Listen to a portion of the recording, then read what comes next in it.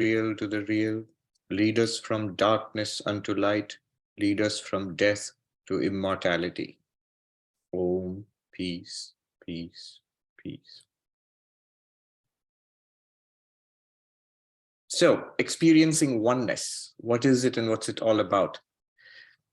You know, if you wanted to summarize Swami Vivekananda's Advaita teachings, it would just have these two components. One is the divinity within ourselves, and the second one is the oneness of all existence. So the divinity within ourselves and the oneness of all existence. What does the divinity within ourselves mean, and what does the oneness of all existence mean? How do we realize it, and what good does it do? That's our subject, what we're going to talk about today and tomorrow. Just a couple of days ago, I was speaking with this monk, a traditional Indian monk from the Vedantic, non-dualistic monk from the holy city of Benares, thanks to this modern technology, because of which we are able to talk, you know, across space. I was able to speak with him, and he said that he had gone to this gathering of a community of Hindus known as the Sindhis, the Sindhi community, that called this monk to give a talk, a Vedanta talk. And this monk told me that they asked me a question which I've never faced earlier. They said, Swami, this vast Vedic corpus, you know, all these texts taken together, can you tell us what it all means in one sentence? And then the Swami said, I was sort of thrown by it. I've never faced such a question. And he said, then he said, I got this inspiration, and I said to them, I can do better, not just one sentence. I can tell you what it all means in 2 words. So what are those 2 words? All of the Vedas in 2 words. Dharma, Brahma. Dharma and Brahman. What does that mean? It means the Vedas tell us there is something to be done and something to be realized.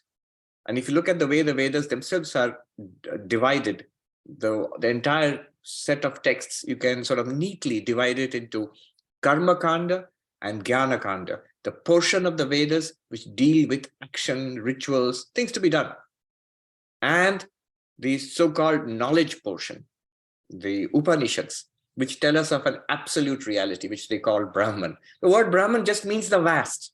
It means the infinite, the unlimited. And the Swami told them that the Vedas teach us there's something to be done, something to be practiced, and then something to be realized. That something to be realized, something to be known, that part is the knowledge portion of the Vedas. By knowledge portion, we mean the final, highest spiritual, philosophical teachings of the Vedas.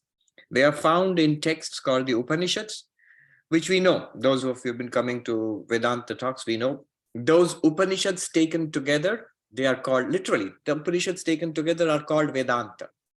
The Sanskrit word Vedanta means, Veda means knowledge, here spiritual knowledge, and Anta means end. It doesn't mean that your knowledge comes to an end. It's the end in the sense of the final.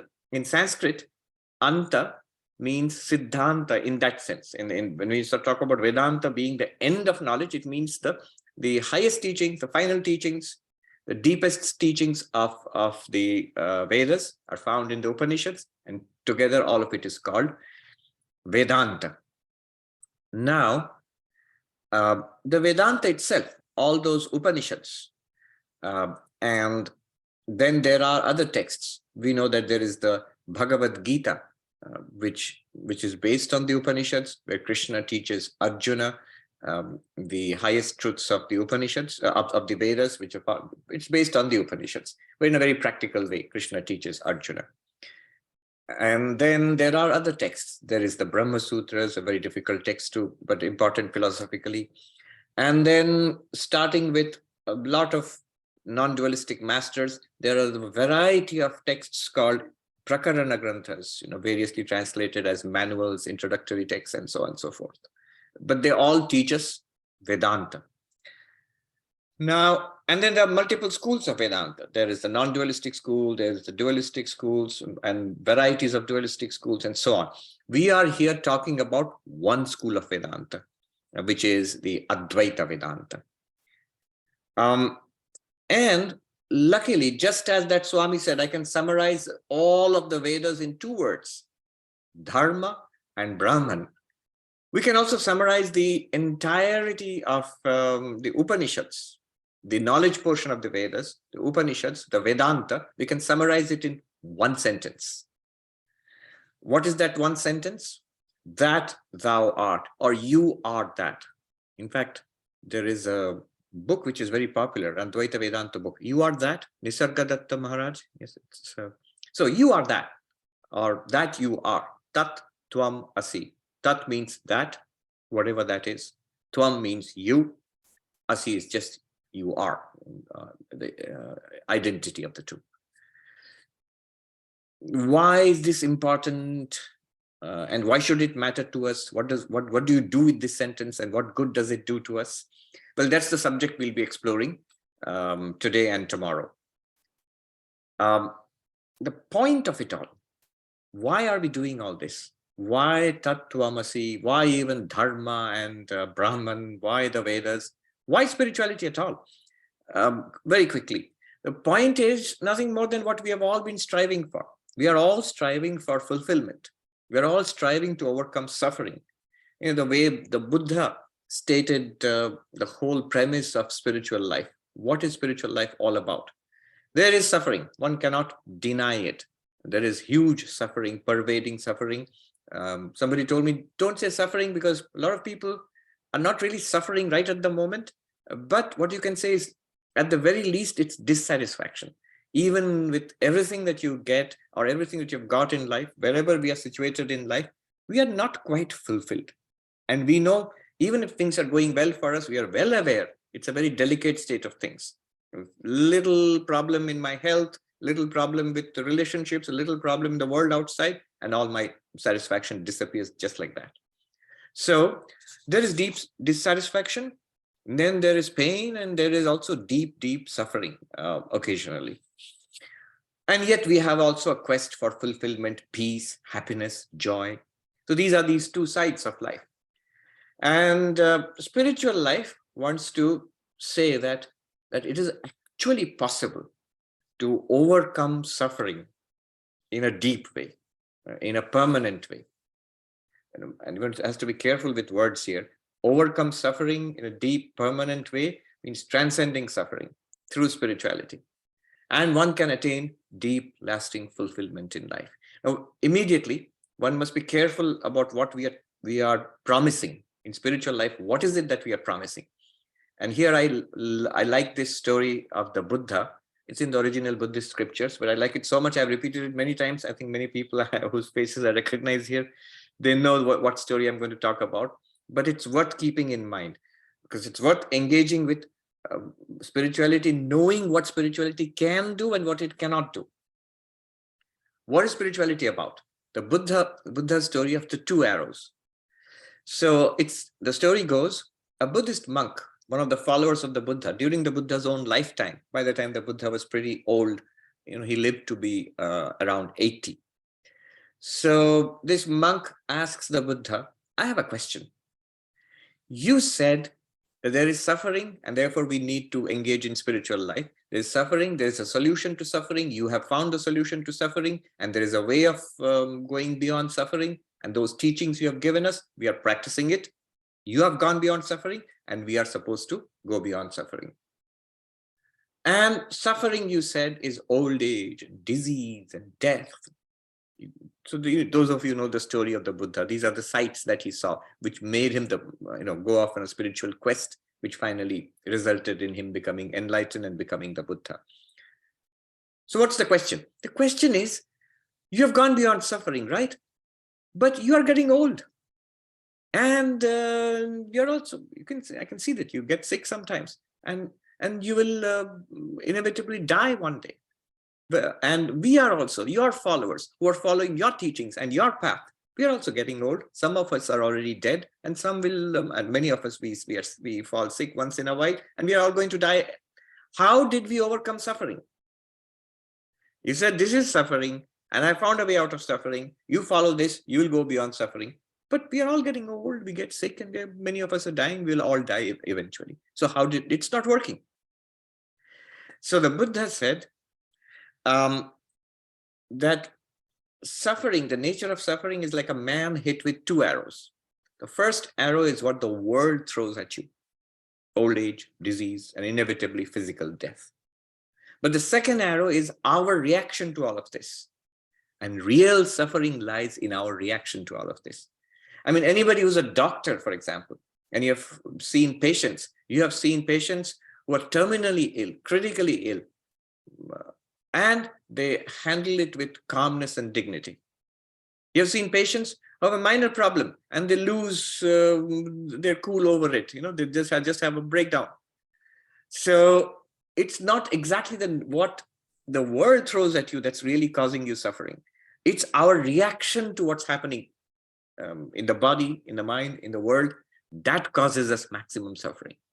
And the Buddha says, what I am teaching you will take care of that second arrow. It will remove the suffering caused by the second arrow, which is our reaction to the world, to the body, to old age, disease, death, and all problems in the world. It will change our reaction. It will help you in the midst of old age, disease, and death, in the midst of this terrible problems in the world. It will enable you to maintain your serenity, your calmness, and then you can engage with life. You can be a blessing to yourself and others. So this is the nature of spiritual life. And the Buddha mentions about the first arrow, I cannot do anything. And the first arrow, the problems that the world throws at you, that will keep coming. We have to cope as well as we can.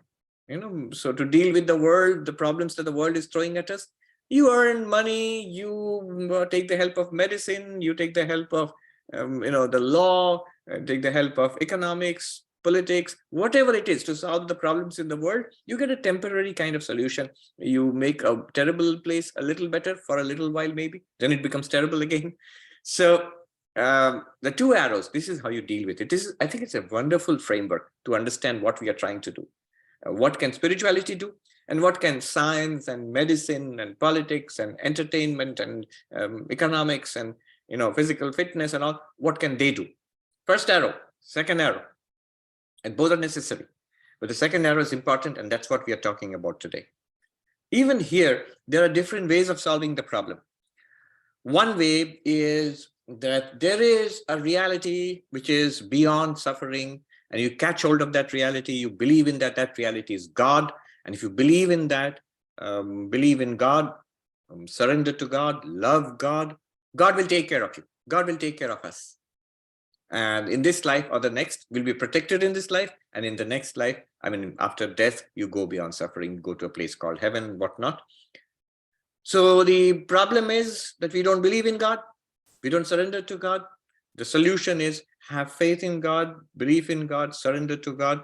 That will help. And it's true, it works. This is the path of bhakti, the path of devotion. To go beyond suffering, you catch hold of a reality which is beyond suffering, beyond limitations. And by the grace of that entity, you go beyond suffering. That is basically the model in which all theistic religions work. Then there is another paradigm of going beyond suffering, another paradigm of spirituality. The second one is what I might call the yogic paradigm. It says that there is your own inner reality. It's beyond suffering. And you have to realize that.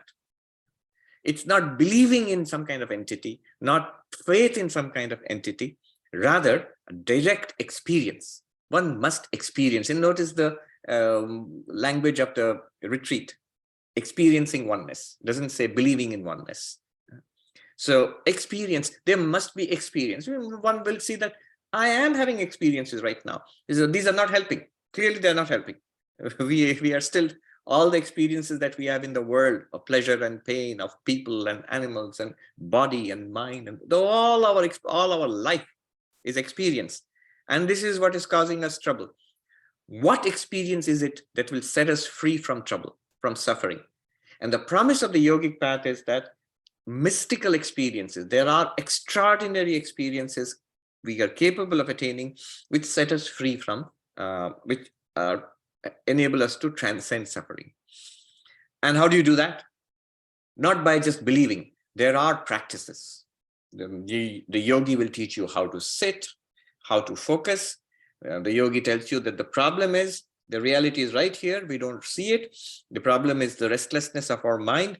Calm down the restlessness of our mind and the truth will reveal itself. When the lake of the mind is calmed and clear, the water is calm and clear, you see straight through to the bottom of the lake. This is it from Swami Vivekananda's language from the Raja Yoga. Not ordinary experiences, but mystical experiences. And there's a problem with that too, because one might say, well, I don't have those mystical experiences. And what you're telling me, it's a long, difficult process. And one day, in some several years and decades, I might come across that experience, but not right now. Not only that, even if somebody has mystical experiences, in today's day and age, a neuroscientist might claim that you think you are one with the universe. You think you're experiencing oneness. Well, we don't doubt that you are experiencing oneness, but that doesn't mean that you're actually one with the universe. It's just you're having a stroke on this side of your brain and your sense of personal boundaries is dissolved, and you feel one with everything. That doesn't mean you're one with everything. It's just a neurological problem, or you're having a seizure or something like that, or you're just high. There are a lot of people who are experiencing oneness. If you go to Central Park after 6 p.m. in Manhattan, there are people who are experiencing oneness all the time. It's called weed, and it's legal here in Manhattan. Now, that is one criticism. You have a stroke, or you are high, or the criticism against mystics, which has been leveled against them for centuries, millennia. What do people react? How do people react when somebody says, I have seen God? I feel one, I have experienced oneness, divine oneness in the universe, everywhere, pervaded by the same divinity. What's the usual reaction? People, you're crazy. Sri Ramakrishna, when he says, I experienced the Divine Mother. Today we say it's an avatar and we worship and we see him as this greatest of spiritual masters. But most of the people who saw him in Dakshineshwar, or who had heard about him, they thought he was this mad Brahmin priest who was a worshipper of Kali, and he was just crazy. So that's one problem with mystical experiences. You're very lucky if you have them, but it's rare. And if you don't have them, there can be all kinds of skeptical questions about it. Now, in contrast to that, what we are going to study now is not exactly a faith in some God. It's not exactly some extraordinary experiences. This path, what I would like to call the path of non-duality, the path of knowledge. Knowledge is a very broad term. It's non-dual knowledge, the path of Advaita Vedanta. It says, look, our experience, not mystical experiences, ordinary experiences and mystical experiences, whatever experience you have, this experience which we have right now, right, this worldly experience we are having, which is a source of so much trouble to us, if you investigate this, if we investigate this through these non-dualistic teachings, we will see for ourselves here and now that we are beyond suffering, that our real nature is divine, that we are actually one with the universe, or the universe is one with us. And that we'll come to see as a fact right now. Advaita Vedanta does not say that this reality which we are seeking, that it actually depends on believing it. It doesn't. That it depends on some specific mystical experience. It doesn't. That it is something far away in some heaven, some other place. No, it's in heaven also, but on earth also. And it's here. It doesn't say that it is something that's waiting for you. After you die, you go to heaven. It doesn't say it's something that will happen only after you get certain samadhi. No, it says it's now. It's then also, but it's also now. They say this oneness, it's not something outside. You have to go out seeking it. It's us. We have to look into our own experience, into ourselves. So in Advaita Vedanta, the spiritual journey is not from one place to another. It's not from now to some other time. It's not from us to something else. It is from ignorance to knowledge, from ajnana to jnana, avidya to vidya. These are the Sanskrit words which are used. From not knowing, not realizing, not seeing, to knowing, realizing, seeing what is already there. We don't, we're just not seeing it. Now, if it's a movement from ignorance to knowledge, if that's true at all, how do you do it? So between ignorance and knowledge, what mediates is teaching. And so in Advaita Vedanta, teaching is very important. You'll say teaching is important in every path. True, but there's a huge difference. In the yogic path, in the bhakti path, in all religions, you have a teaching, and then you have to take it into practice. You study the Patanjali Yoga Sutras, which is great, but it does nothing for you until you start practicing it. You get a mantra and you understand the theory of the mantras, which is great, but it does nothing for you until you start practicing it. Say, but isn't that true for everything? Nope. I love using the American nope rather than no. That has more power. So in Advaita Vedanta, the claim is this teaching, if you get it, then your problem is solved. Because the teaching removes ignorance, gives you knowledge, comes and removes ignorance, and you come to see what's already there. Is it against practice? No, we'll see later on. Practice is important, but the role of practice in Advaita Vedanta is different from what you see in other paths. Practice is there. There are certain things to be practiced, and they are crucial. They are what one might call necessary conditions. But a sufficient condition for enlightenment is this teaching and getting this teaching. What is this teaching? That thou art. Tat Twam asi.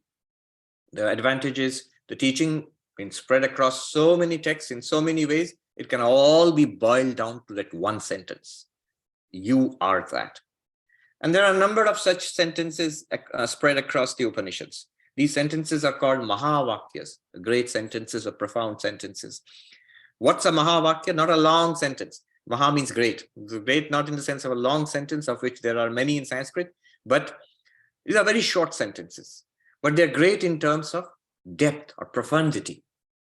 And these sentences all tell you the same thing.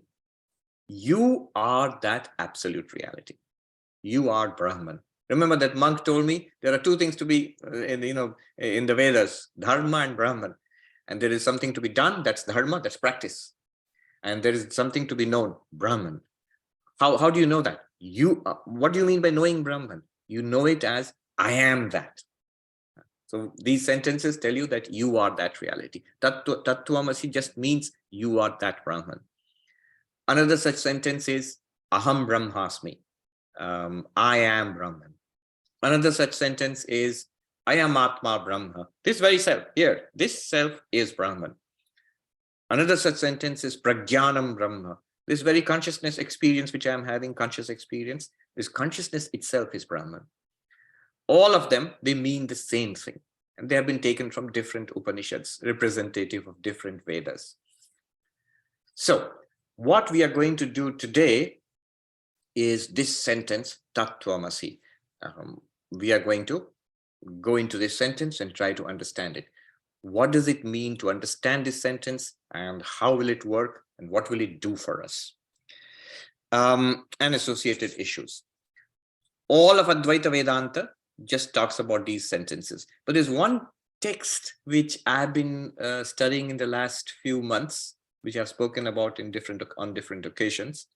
It is called Vakya Vritti. Vakya Vritti. The Sanskrit term Vakya Vritti, it just means the meaning of the sentence, or extracting the meaning of the sentence. Vakya, sentence. Vritti, the form or modification or processing of the sentence. So it's like the sentence is Vakya, and the Vakya Vritti means extracting the meaning of the sentence. This is a translation by Swami Jagadananda. It's easily available on the net from Vedanta Press or on Amazon. It's very inexpensive. I think it's $3 or $4. So where does this sentence come from? The context is that in one of the Upanishads, the Chandogya Upanishad, in the 6th chapter of that Upanishad, there's this young chap, Shvetaketu. And remember, these stories are really ancient. The Vedas themselves go back maybe 3,000-4,000 years, but the Vedas were they are collections. They are organized maybe 3,000-4,000 years back. But the contents of the Vedas, they predated the organization into the 4 Vedas, and so they go back even further, sort of back into unfathomable antiquity. So the story goes, this young chap, Shvetaketu, he's been to school, he graduates and he comes back home, and immediately his father sees, Shvetaketu's father sees that the young man has become arrogant. He thinks he knows it all. He's back from an Ivy League school or something, and he thinks his dad is just this old guy who is outdated. So to puncture his ego, to rain on his parade. So the dad says to him that, so Shvetaketu, your teachers, have they taught you that by knowing which everything is known? That one knowledge by knowing which all things are known? Now, that's a weird question. Shvetaketu says, no, they haven't taught me. I can't think of any such knowledge by knowing which you can know everything, because how is it possible to know everything by knowing one thing? You know biology, you know living things, you know chemistry, you know chemicals, you know politics, and you know about what's going on in society and politics and so on. But how is it that by knowing one thing, you can know everything? It's not possible. And they didn't teach me. So why don't you teach me? And then the father goes on to teach him Vedanta. He says that, how is it possible to know everything? That, just as by knowing clay, you know all the pots that are made of clay. You have clay, and if the potter makes pots out of clay, you know all the pots. Immediately when you see this, one must think, in what sense do I know all the pots when I know clay? You know that all the pots, whatever may be made out of that clay, they are that clay alone. You know the substance, the reality, what it is. But there's something that you will not know. That what might be the shape of the pot, especially clever potter in some future time might make beautiful shapes, different kinds of pottery. You go to pottery barn and you'll see various kinds of pottery. You may not know what shape it will take, what kind of pot it will be, what kind of jar or pitcher it will be. But you know one thing, you know the reality of all of those. All of those things are nothing but clay. In the same way, the one who knows Brahman, the one who becomes enlightened, does indeed know something that makes that person know everything in the world. You know everything, but not in detail. You know everything is Brahman. You know that I am Brahman and everything around is Brahman, just like anything made out of that lump of clay must be clay in that sense. But you don't know everything in detail. So this is just like an aside discussion that when you become enlightened, do you become omniscient?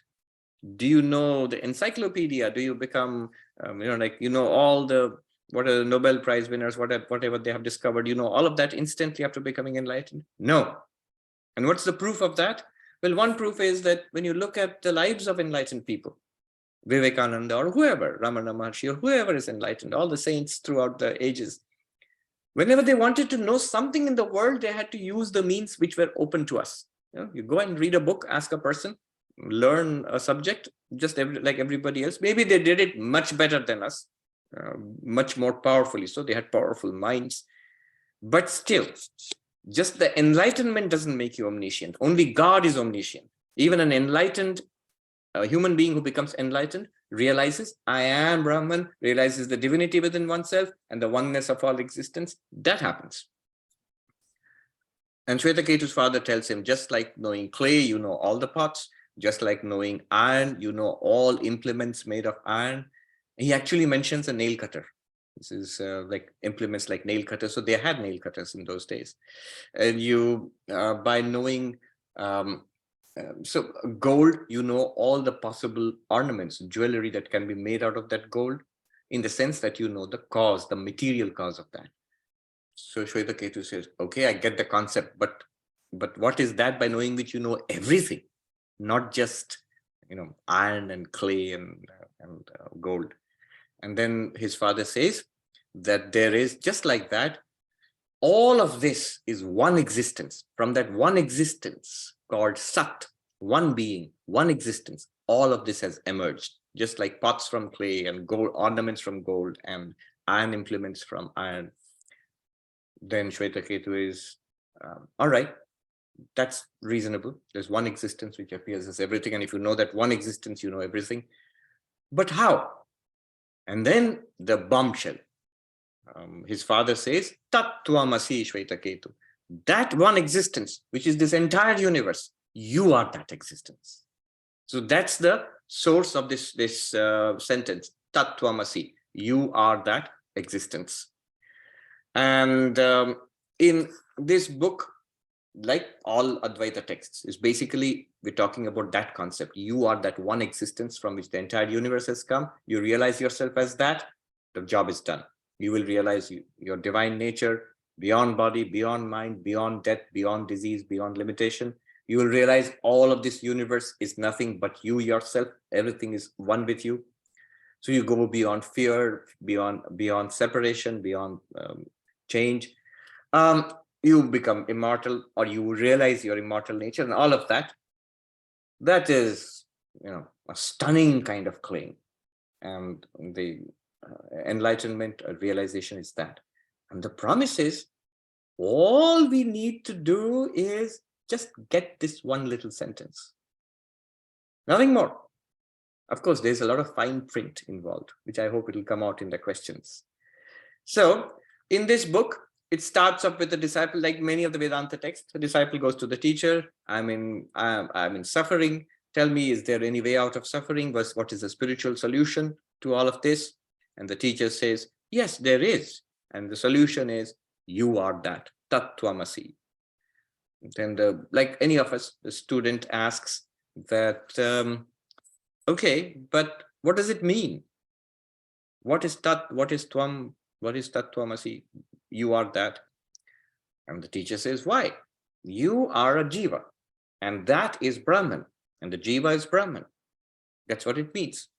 Then the student asks, yes, but I don't know the meanings of those words.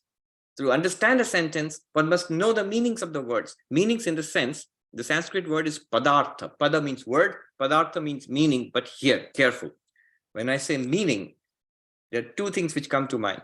One is, so here, if I say glasses, for example, you go to the dictionary, you open the book and you see, what does glasses mean? And it tells you something. But those are more words. One word explained by more words. Or you can do something else. Meaning means glasses here. Here's the object. Cloth. You can look at the dictionary. What is a cloth? I can show you. Here, this is cloth. So when in Sanskrit we say padartha, meaning of the word, it means the referent, the object itself, the reality itself. Point to the reality. When you say you are that, what is you and what is that? Point it out so that I can understand the meaning of, actually see for myself what you're talking about. And then the teaching starts, and the rest of the book and the rest of our discussions today and tomorrow will be finding out the meanings of the word you and that. You are that.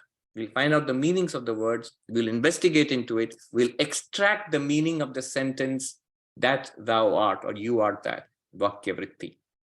Good. Now I think we can take questions. Let's see. Are there any questions? Yes, there are. Some of them are too lengthy and some of them are off topic. But what is, how does Advaita Vedanta address Kant's observation that existence cannot be a predicate? So sometimes, let me put it this way. What is this question? It's those are philosophy students, you understand what's being said here, but otherwise for the rest of us, it's obscure. What do you mean existence cannot be a predicate? What's a predicate and what is existence? And why can't it be a predicate and why does it matter? Well, there are things like this. If I say a blue book, so blue is a predicate. So the book has this quality of being blue. There is a book, there exists a book which has the color blue. Orange cloth. So there exists a cloth which has the color, which has the predicate or property of orange. And not just color. It could be a tall man.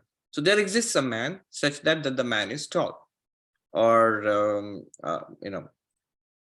a dangerous virus. So there exists a virus which has the predicate or the quality of being dangerous. And we get the idea. So this is the idea of a predicate. Things have predicates. Things have properties. Now the statement here is that existence can't be a predicate. Why? Why not? You could treat things like there's a book which has the properties of existence and blueness.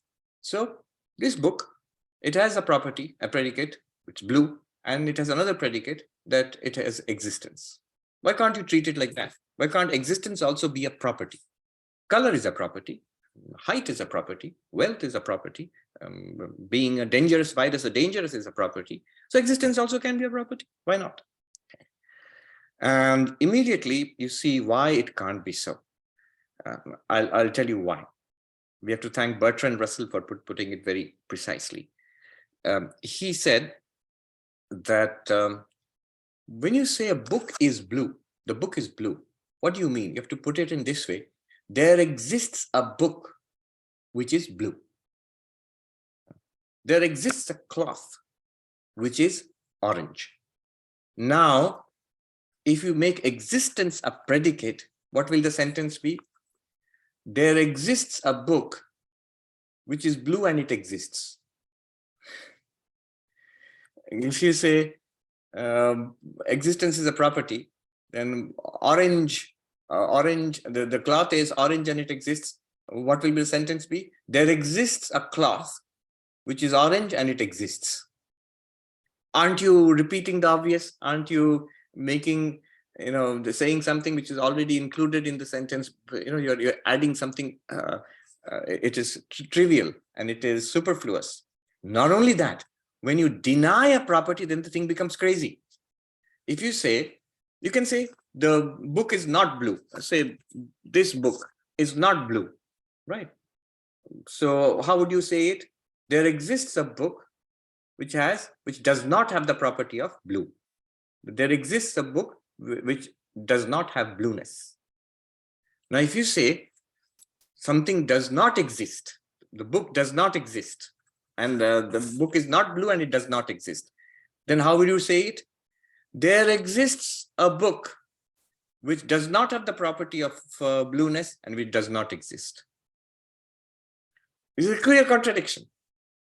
The book has two properties. The book has two properties. It is big and it's blue. How would you put it? There exists a book which is big and it is blue.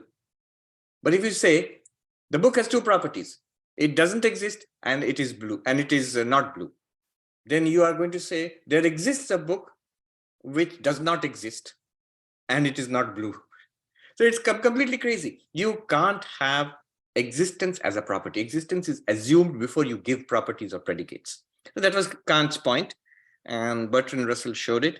Advaita Vedanta realized this long ago. Existence is not a property. They had a lot of debate with this about the Nayayikas, the Nyaya philosophers, who said, who would give existence as a universal satta. Anyway, it's a very technical description and discussions. Existence is the reality to which you can ascribe properties, right? And the way the Advaitins put it is, it makes it very clear. Instead of thinking about existing things to which there are properties, they would say, think of existence. And existing things are like, like waves in an ocean. The ocean is existence and the waves are existing things. So instead of saying chair exists, man exists, table exists, computer exists, the Advaitin would say existence is an ocean, is a reality, which appears as a wave here, as a chair, as a man, as a woman, as a table. So the reality is existence. And right now, it's not a difficult way of seeing. Look around you. You are in the midst of an ocean of existence. You see everything. You feel, what do you feel all around you? The room around you, the wall is. Do you see the existence of the wall? The chair is. The body is. The clothes I'm wearing, the cloth is. Sky is. Even thought is. Everything is. This is existence. It's not a property.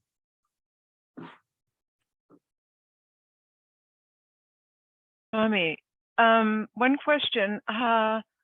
If one has non-dual realization, but has not had Samadhi, is that a contradiction?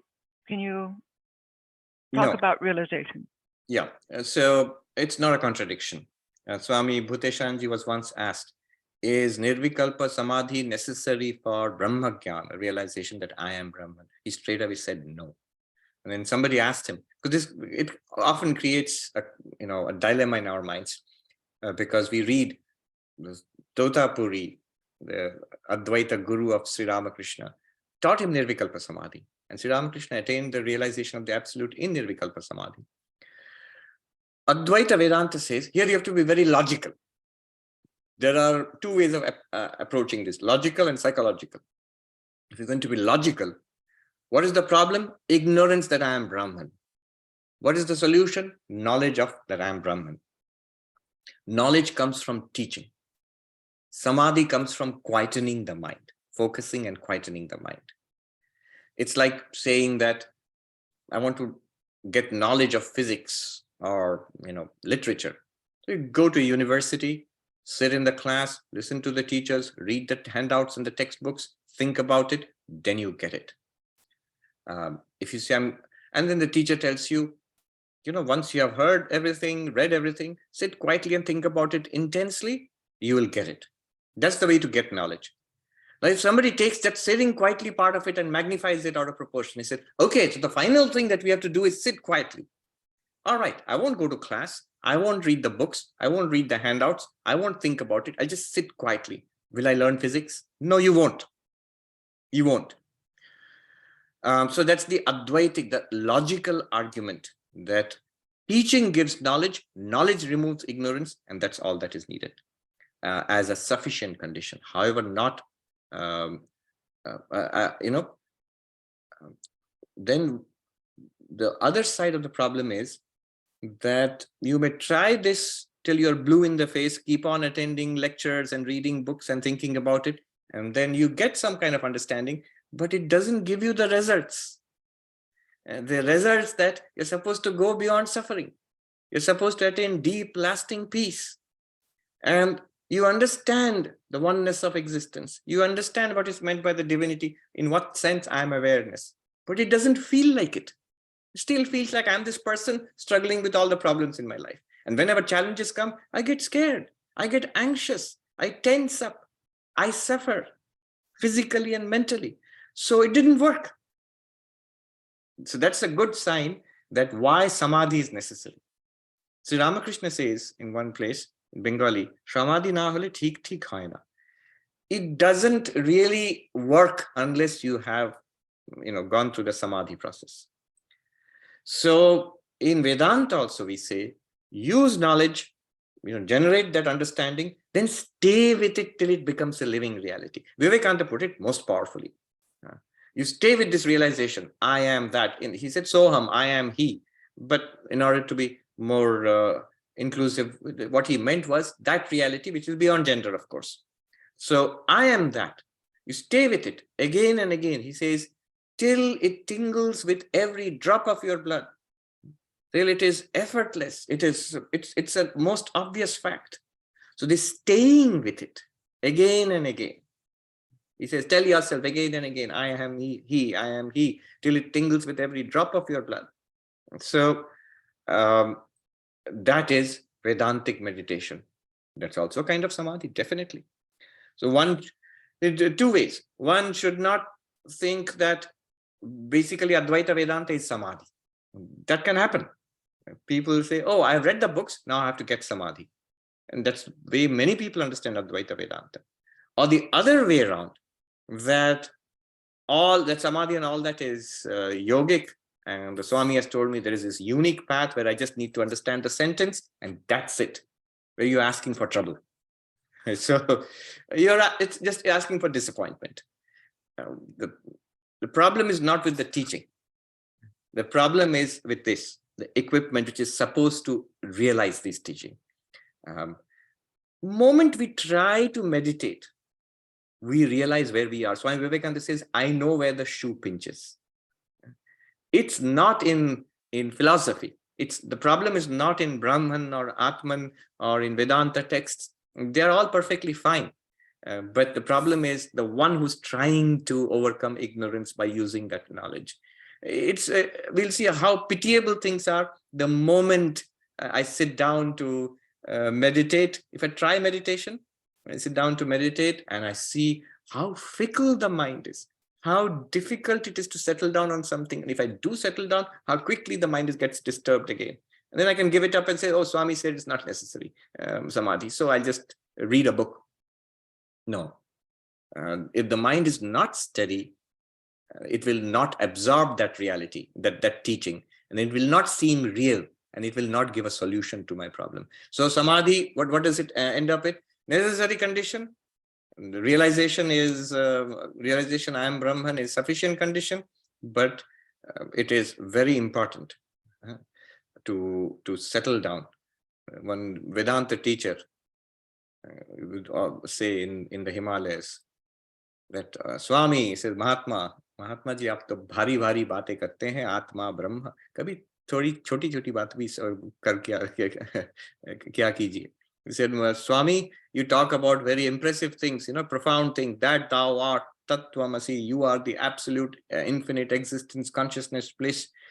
But once in a while, do take a look at these little minor problems, That's where we trip ourselves up.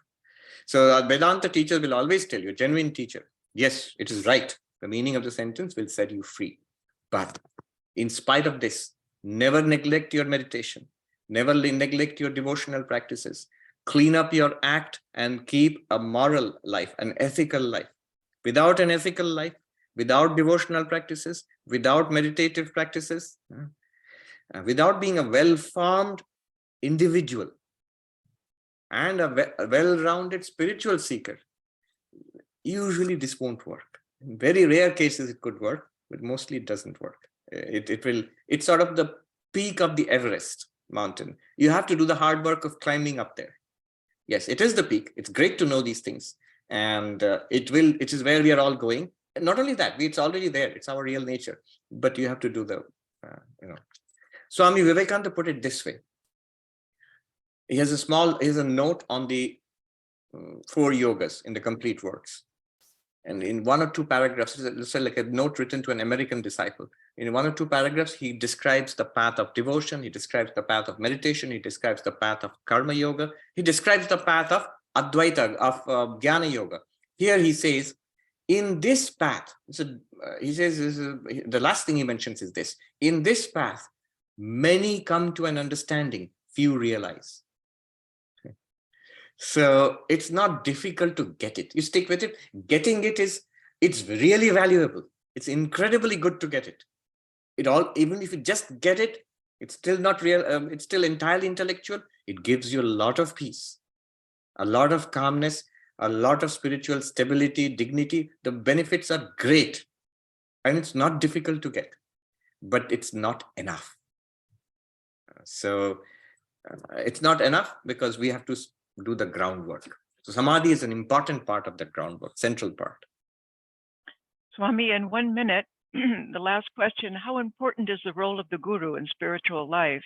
Do we need to practice meditation under the guidance of a guru? Yes. In Indian traditions, whether it's a bhakti tradition, devotional, whether it's a yogic tradition, tantric tradition, and this one also, the role of the guru is central. Here you can see the role of the guru is special because it's a knowledge system, and the knowledge the system is transmitted through teaching. In teaching, the role of the teacher is very important. So Advaita Vedanta says the guru who transmits this knowledge to us is very important in this path. Sometimes the guru is exalted above God in the Advaitic system. So the guru is the one from whom we need to hear Tattvamasi, you are that. If the guru especially is an enlightened guru, and if you are sort of ready, even if not perfectly ready, sort of ready, if you hear it, even without too much of teaching, even without reading books and books, if you just hear it from an enlightened guru, if we are fortunate enough, that even if one doesn't become enlightened straight away, it kickstarts, jump-starts a process which will culminate in enlightenment in this life itself. So that's the power of hearing it from an enlightened person.